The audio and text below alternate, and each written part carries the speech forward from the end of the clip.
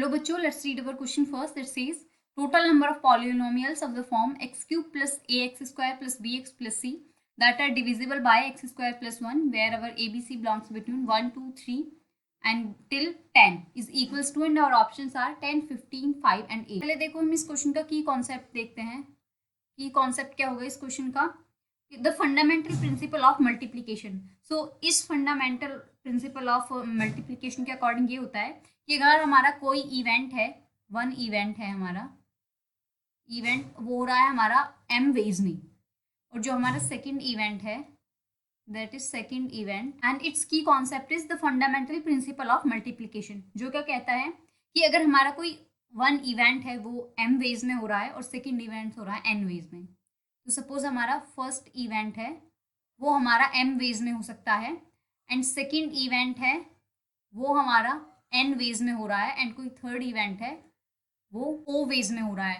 तो जो हमारे तीनों इवेंट्स हैं उनके अकर होने की प्रोबेबिलिटी क्या होगी हमारी m इंटू n इंटू ओ.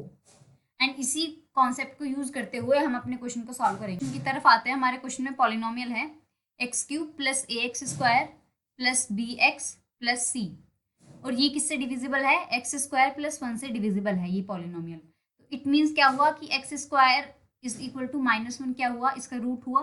तो हम क्या करेंगे? X square is equal to -1 इस इक्वेशन में पुट करेंगे, इक्वल टू 1 पुट करेंगे. क्या बनेगा हमारा? एक्स स्क्वायर एंड ये बनेगा हमारा -a plus b x plus c. और अगर हम इन दोनों में से देखो x अगर हम कॉमन ले तो ये बनेगा हमारा एक्स स्क्वायर प्लस बी बनेगा एंड -a प्लस सी. अब अगेन हम x square is equal to -1 इस इक्वेशन में पुट करेंगे तो हमारा क्या बनेगा? x into B -1 minus A plus C. देखो अगर हम x square is equal to -1 को देखें तो ये क्या है हमारा? Complex number.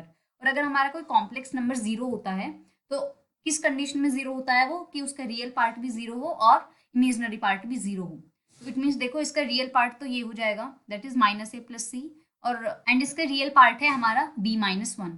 तो इन दोनों को हम 0 करके रखते हैं. तो देखो अगर b-1 इज इक्वल टू 0 है तो हमारी b की वैल्यू क्या आ जाएगी? 0.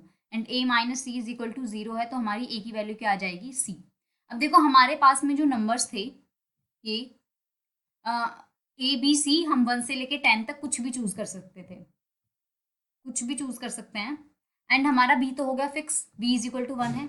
सो इट मीन्स कि हमारी b के पास में सिर्फ एक ही ऑप्शन है, एक ही हमारे पास में चॉइस है b के पास, दैट इज 1.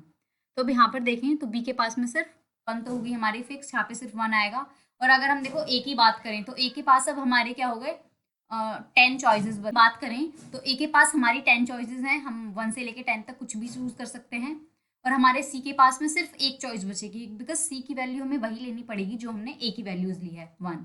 तो हमारे टोटल कॉम्बिनेशंस कितने हो गए? टोटल वेज कितने हो गए? 1 multiplied by 10 multiplied by 1 which is equal to 10.